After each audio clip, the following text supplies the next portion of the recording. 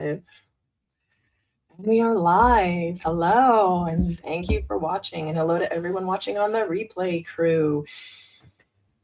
This is the goal setting live, our weekly goal setting live. And today is Tuesday, December 16th. And my goal is to just keep showing up and bring something of value. So that's all. Just keep showing up and try to bring at least one thing of value. So, it's the middle of December.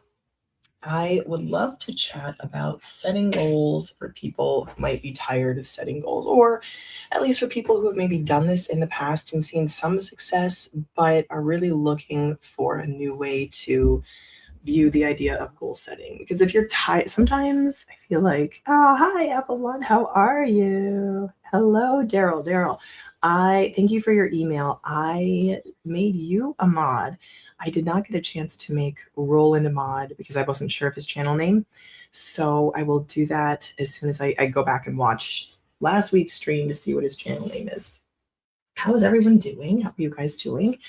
So I have to look that up, and because I can't do it from, because I use StreamYard to stream. Hey Adam, how's it going? Good to see you. So I don't believe I can make him a mod right now during the stream, so I have to go back and do that after. So I will do that. I'll make a point to do that. So today's topic is, I guess, a refresh, resetting, because I feel like it's the time of year when we take stock and then think about the upcoming year. And I love that. I love a fresh start. I love a January. Please forgive my voice. It's I feel fine. I'm just battling a lower voice today. Or for the past couple of weeks, I've been kind of battling it out. So I'm always looking for a new way to kind of visualize, conceptualize goal setting. And I feel like everyone this time of year and into January has got something to talk about goals, which is good and exciting. But for me, it's like winnowing through everything and finding something that resounds even more with me, because I'm someone that has set goals for the past 12, 15 years, right? But and for all of us, there are areas that maybe we take a little bit longer to break through. And it might take us a little bit longer to find what works for us. So that's the place I'm in right now. So I guess kicking it off with that topic. So I'd love to kind of catch up on how this last week went, and then looking ahead to what we want to do for the upcoming week with the holidays and whatnot. I know Hanukkah has already started. Christmas is in 2 weeks, and 2 weeks, 10 days, 9 days, not 2 weeks. And then kind of rounding out with what we'd like to accomplish. So I had a fun weekend. We went out to Pennsylvania, to Bethlehem, Pennsylvania, for a little Christmas trip. It was fun. We went to the Christmas market, the Bethlehem Christmas market, which is super famous, and it's set up in the old steel stacks area, because it's kind of a post-industrial town, former industrial town. So there's this giant, maybe block and a half long steel mill that they repurpose and turn into like vendors. There are little tents with like crafts. Sorry, my hair's bothering me. With crafts and food and whatnot. It's huge and wonderful. Maybe not the best place for a 3-year-old. I wouldn't recommend taking a 3-year-old there. You can. People did. I saw a good number of strollers. It just wasn't. It's like it's a market. It's shopping. But it was like, it's kind of the biggest Christmas thing to do aside from walking around the town, which was also quite crowded. So we just ended up going on a drive. We stayed at a Homewood Suites. My daughter loves hotels. So that was a lot of fun. It was all decorated for Christmas, which was exciting. So that was our weekend. It's very cool. We got back Sunday afternoonish. So that was very fun. So I just love, and we got snow Saturday night into Sunday, which was fun to wake up to in the hotel. Easier than I would have thought to clean out our car, clean off our car from snow, but it was a fun getaway, and I am feeling ready to dive in. That was our last like big outing that we have planned, scheduled for the week. So, or for the month. We may end up going to Delaware, and we're certainly going to go to New Jersey at some point. So that's what we did over the weekend. Great. So I'm breaking out my brand new planner. This is the planner I'm using for 2026. So this is what I use for 2025. This is just a notebook. Um, and I started this mid-year in May. And I just know that I love a notebook, but I need the structure of having a calendar. I can't just do a plain bullet journal because um, I need the structure of a planner. So that's there. I don't have my goal setting book from the beginning of the year. I could go get it just so we can kind of take a look at that. Because the person that I am is someone, again, like I mentioned, who has set goals in the past and has achieved some of them. I achieved maybe 3 out of the 5 goals that I set out to achieve in the course of a year. And then I focus on the 2 that I didn't get to rather than the 3 that I did. So it's both kind of getting over that being tired of setting goals, but also being excited to set new ones, and just kind of tweaking and refining the process. Because when I choose to be, when I want to be, I can be very, very consistent, but I can be very consistent, and I want to work on that and kind of come at that from that angle. So of the things that I can do and the things that I am good at doing. Oh, awesome. So this is the first week in my new planner. I like when it starts in the month prior to the new year. So I can jump right in on this planner. So I think I will go get the notebook I used from the beginning of the year so you can see, so we can kind of go through how this year went for me. And I'd love to hear for you, if you're watching now or watching on the replay, how did your year go? How would you score this year? Did you have goals that you wanted to achieve? And how did you do? And also, how are you doing on your 5-year plan? So I'll be right back. I'm going to get that notebook.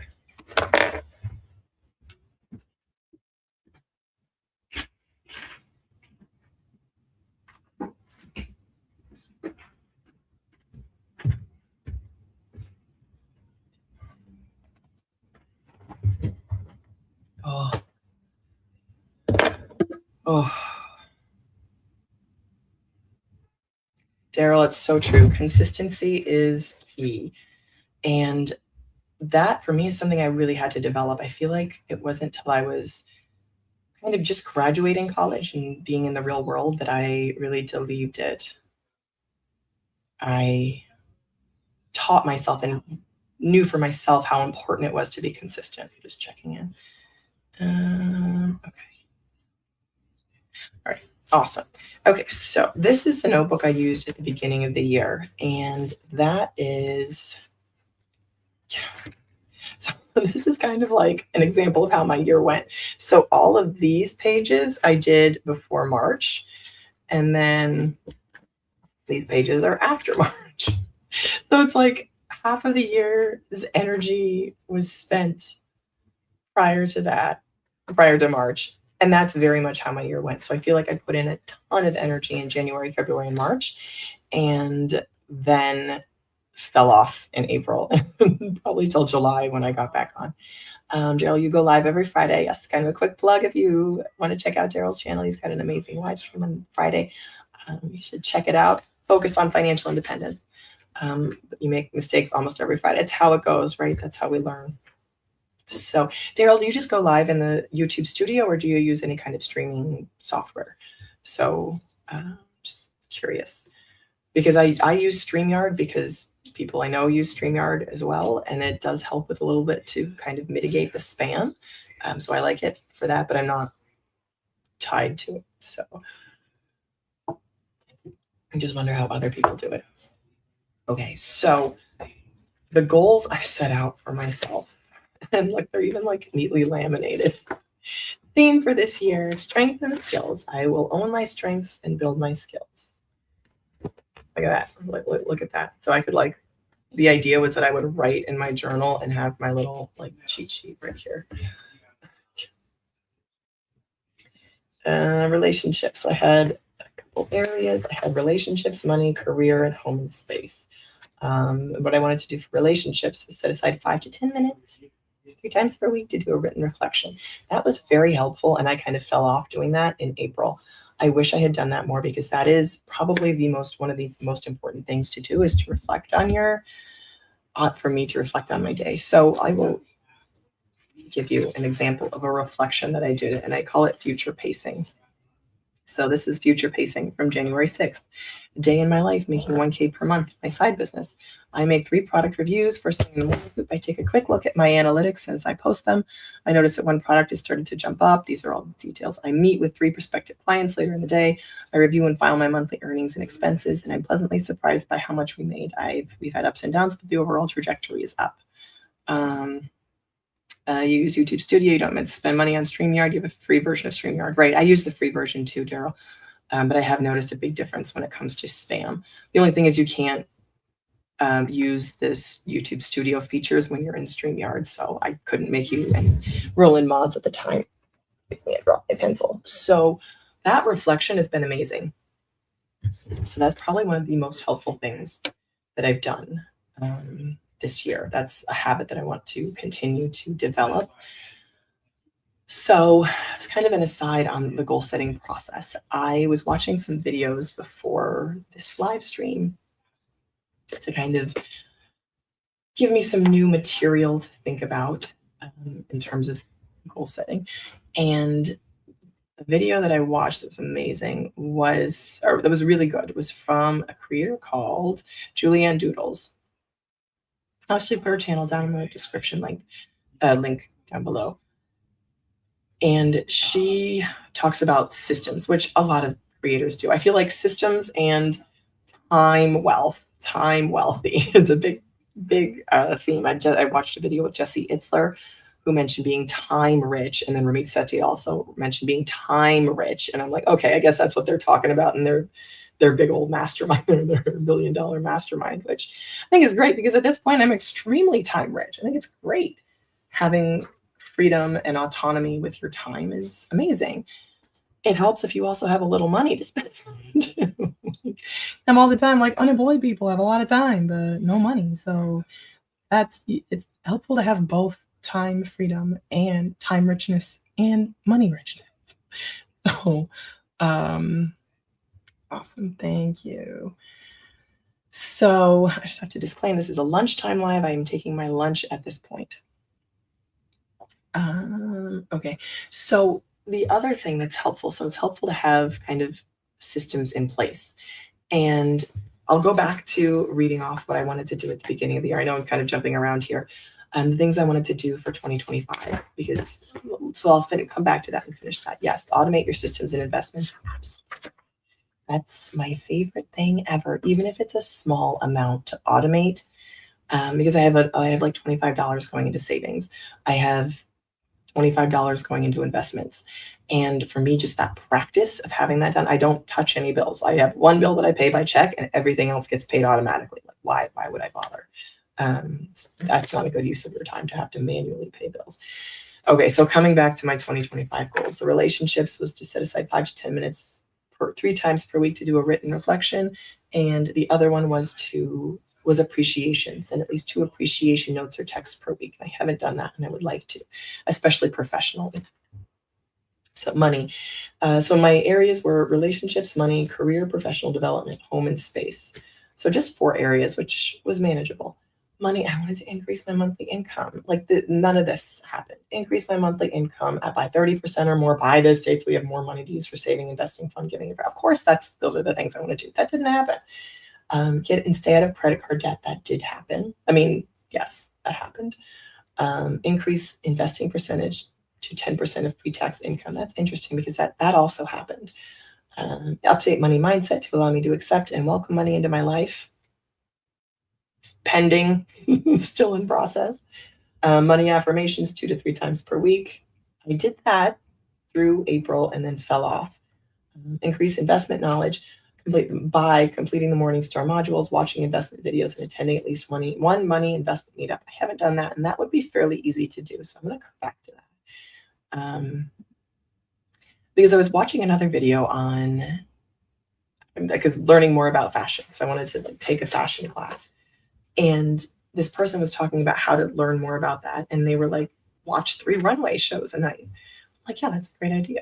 I love money affirmations. Yes, super helpful, right, Daryl? I'm like, oh, so how do you learn more about personal finance? You consume personal finance content. The challenge, I think, for personal finance and why it's more challenging in the money sphere is because there are so many, I don't say scammers, but there's so much like not helpful, inaccurate, unhelpful, or wrong content out there. Like there's a lot of, say, predatory content, but there's a lot of content that's like, it's either toxic positivity or it's just wrong. So that's something you have to kind of winnow out, the helpful versus the not so helpful content. So in that, it's always, you have to remember, one has to remember to do their due diligence when you consume money content. So look for like trusted names, Warren Buffett, Ray Dalio, Charlie Munger, like the classics, I think. I like the Money Guys show. To really look for trusted advisors when it comes to consuming money content. So the third area was career and professional development. And I wanted to build a stronger, more valuable professional brand.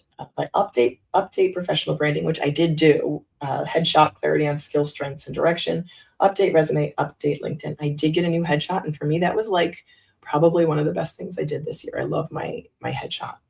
AI helped. Speak in public at least 3 times this year on any topic. Complete at least 1 new certification that will increase my professional value. Build and strengthen network through insightful outreach. Did not do that. Did not encourage myself to do that. Reflect and consolidate professional experience. I kind of did that, and I'll come back to that. Rehearse my own and own my own strength. So I did consolidate my professional experience through the process of an interview. So in March and April, I went through an interview process, which was amazing and probably one of the most positive things I did all year. I did not end up getting the job, but that was not so much the point because I took copious notes and had such, oh yeah, that's right, Daryl, you love the Money Guy show and went to their building. I heard your story about that. Did you get to take a picture with them? So cool. So that job interview process was amazing. I also went to a professional conference, and that was so much fun and very insightful. So, and that was like tremendously, it was labor intensive because my husband also had a business trip. So we ended up both trips. It was a lot of travel, but a lot of fun and really encouraging and affirming. It's very positive. That's career and professional development. Fourth area was home and space. That's plan, catalog, and curate my personal space, plan, journal, and vision board my desired action, take action toward the desired goal, and know my own preferences and research loan programs or opportunities for home buying. I didn't really do any of those things, but you did not get to meet them. Someday you will. That would be amazing. It's very cool. Did you get swag? I feel like you got swag, right? That things that like only people who actually met the Money Guys can get.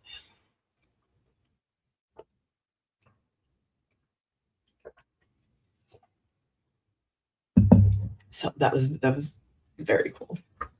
So themes for this year were strengths and skills, owning my own strengths and building my own skills. And my skills are courage, creativity, curiosity, diplomacy, discernment, empathy, great attitude, organization, tenacity, and determination. And the skill that I'm working on is confidence. And the way to be confident is to, sorry, it's like a little tiny hair in my lamination just driving me crazy.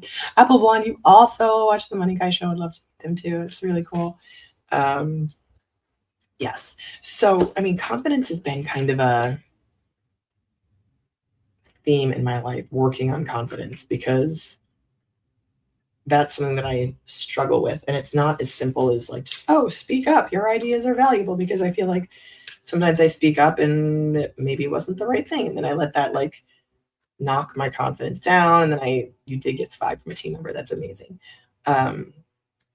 So again, just kind of a continued practice of saying, okay, this didn't work. And then, so what's it called? It's that like process of learning. So you take the action, or you plan, you act, you assess, and then you adjust, and then you act. And so it's that assessing and adjusting point that I could learn a little bit more about.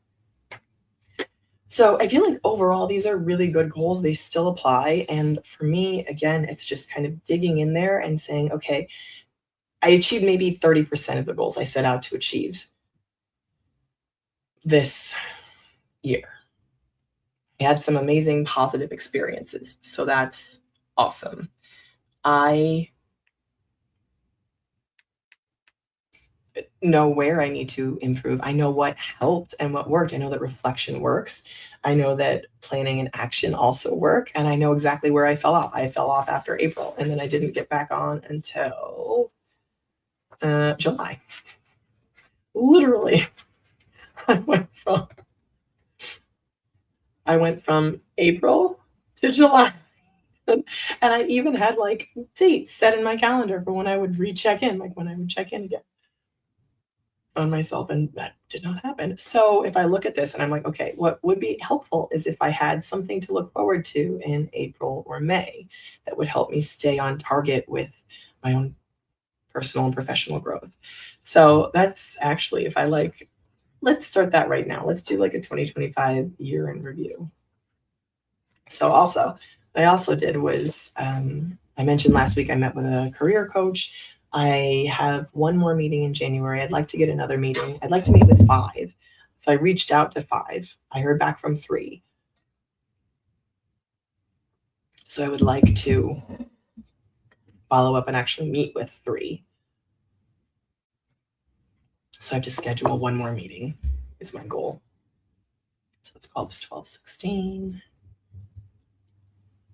and call this our 2025 year in review.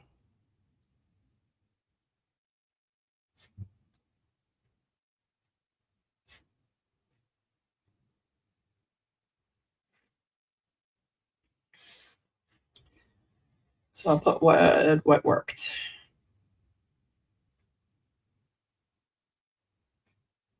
And then I'll ask, what am I proud of? And I think getting my headshot, actually doing my headshot, was probably one of the things that I am the most proud of doing. So doing my headshot and going to the conference are the things I'm most proud of doing. You can get debt free, but cannot stay debt free. 2026 is your year to stay debt free. I hear you, Daryl. It's a challenge. So what is your biggest why? Why is it challenging for you to stay debt free? For me, I think a couple things. It's a lower income, a higher cost of living area, and then it's just wanting to do things that are, I'm going to say, out of my, just wanting more things than I have immediate cash available to cover. So, for example, I want to send my daughter to dance class upcoming, and that's $700 that I don't have up front. But and then the administrator's like, "Well, just put it on a credit card." I'm like, "Well, I don't want to do that. I would rather pay $40 a week every week than have to put $700 on a credit card all at once." Excuse me. My mute button is not working. Better. You just thought of that goal. Oh, getting and staying consumer debt free. I mean, it is what it is. Especially this year, we're also probably going to have to pay for a camp. So that will be interesting. We'll see how that goes. And it's also challenging when I'm like, okay, I know I have these things coming up. So for me, I feel like it's maybe 20% not planning properly, but also like, I know I have these things coming up. Where can I cut back to save for these things? For example, I know we have car maintenance coming up, and I set aside $156 a month to help plan for car maintenance in about 8 to 10 months. And like that comes out of our grocery budget, and it's just, yeah, that's it's, if the money's not there, it can't come out of that. So it's definitely income versus expenses is the biggest reason that I kind of am on the border of going back into consumer debt too. You don't have a large enough emergency fund yet. Same here. And that's not uncommon, Daryl. Very much not uncommon. Um, it's a challenge for sure. It's really a fine line between keeping that lifestyle creep down and, for me, getting the income up. So which is eternally challenging. let me say challenging, but I'm not giving up. I'm not giving up. I'm going to continue. And what that means is I'm going to take what I know, use what I know, adjust, and then try again. Adjust, try again, and try again better. So that is my goal for the next. Oh my gosh. It's Michael, you're working on building it up. Same, big same. Yeah, like we're sitting at, I think our fixed costs are like 70 to 80% of our income, and that is why we feel continually so um stressed is the wrong word, but we feel the pinch. I definitely feel a pinch. And for me, it's like stage of life. Kids are expensive, but that doesn't have to be, say, a game changer. That doesn't have to be the only reason. I just am working on being very, very, very vigilant on keeping keeping our lifestyle cost down. Okay, so back to 2025 year in review. What worked? Reflection was the biggest thing that worked. What am I proud of? I'm proud of. So, just a quick note for housekeeping. Next week is the 24th, no, the 23rd, and I will try to be here. I think it actually might be a little bit more quiet. Apple Blonde, this year you're going to go out to dinner left to save some money and eat healthier. Yes, I'm with you on that. I feel like that's one area where I kind of by necessity had to be good about that. So I just got back from grocery shopping. It's like 28 degrees outside. Luckily, we're in a walkable area, so I was able to I dropped my daughter off and I stopped by Trader Joe's. And again, necessary evil. I don't love Trader Joe's, but they're the cheapest grocery store around us. So I spent $86 and we should have meals through dinner through the end of the week. Or at least through the end of the week, depending on what we decide to do for dinner on Saturday. I have fried fish that we could eat.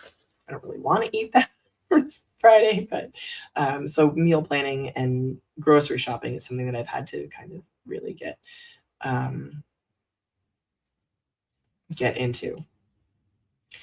So, okay, what am I proud of? That's a great goal, Apple Blonde. What am I proud of? A headshot. The conference. Is that really it? Is that all that I'm proud of? And then um, doing work on Amazon Influencer. Those are the three things I'm proud of. Simple as. Yeah, Daryl, you need to eat healthier as well. I feel like that's one area where I'm feeling confident. It's the holidays. The month of December and November are so challenging to eat well and keep up fitness, but I feel like that's one area that's like easier for me to be on track. Like I got back from the gym and I was there for 10 minutes and I did some stretching and I did 20 squats and that's it. But for me, it's just the fact that, okay, I did this, it's checked off. That's part of my identity, is to be someone who works out and eats well. So and it's like just buying the food. Like I bought pre-cooked chicken breast because that's what works for me for protein. I bought green beans. We're having salmon and green beans tonight. We're having lentil soup on Wednesday, and then we're doing chicken thighs, like a sheet pan meal.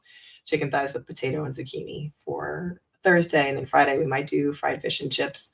Not really sure yet because I don't really want to do fried food, but we'll see how that goes. So that's something that I just kind of like just have to.